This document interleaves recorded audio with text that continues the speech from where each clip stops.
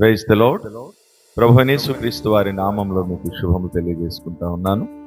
ఈ రోజు దినవాక్య భాగముగా మరి బైబిల్ గ్రంథంలో నుండి మత్తయి సువార్త 11వ అధ్యాయం 28వ వచనంలో ప్రభువైన యేసుక్రీస్తు వారు ఈ రీతిగా మాట్లాడుతున్నారు. ఏమనంటే, ప్రయాసపడి భారం మోసుకొనుచున్న సమస్త జనులారా నా యొద్దకు రండి, నేను మీకు విశ్రాంతిని కలుగజేస్తానని ప్రభు ప్రేమతో ఆహ్వానిస్తూ ఉన్నారు.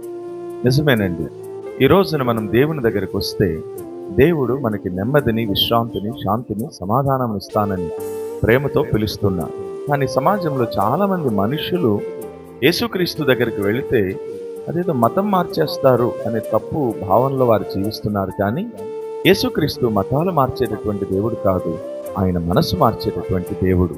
కాబట్టి ఈ రోజైనా సరే నువ్వు ఏ ప్రయాసంతో ఉన్నావు, ఏ భారంతో ఉన్నావు, ఏ కష్టంలో ఉన్నావు, ఏ దిగులుతో, ఏ విచారంతో ఈ వీడియో నువ్వు చూస్తున్నావో నిన్ను కూడా ప్రభు ప్రేమతో పిలుస్తున్నాడు.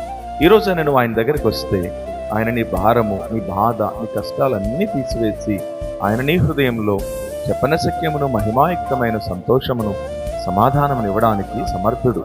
ఎందుకంటే ఆయన పేరే సమాధానకర్త అయిన, అధిపతి అయిన దేవుడు. దాని కొరకే ఆయన దేవునితో కూడా ఉండట విడిచిపెట్టకూడని భాగ్యమని ఎంచుకోనకుండా మానవుడిగా ఈ భూమి మీదకి దిగివచ్చి ఆ కలవరి శిలువలో యావత్ మానవాళి యొక్క పాప పరిహారార్థమై ఆయన చెందించిన పరిశుద్ధమైన, నిర్దోషమైన, నిష్కలంకమైన రక్తము ద్వారా మానవుని జన్మకర్మ పాపములన్నీ కడిగి పరిశుద్ధపరిచి మానవుని హృదయంలో శాంతి, సంతోషము, సమాధానాన్ని దయచేస్తున్నారు. ఈ రోజైనా ప్రభువైన యేసుక్రీస్తు వారి దగ్గరికి వస్తే నీవు ధన్యుడు. Praise the lord.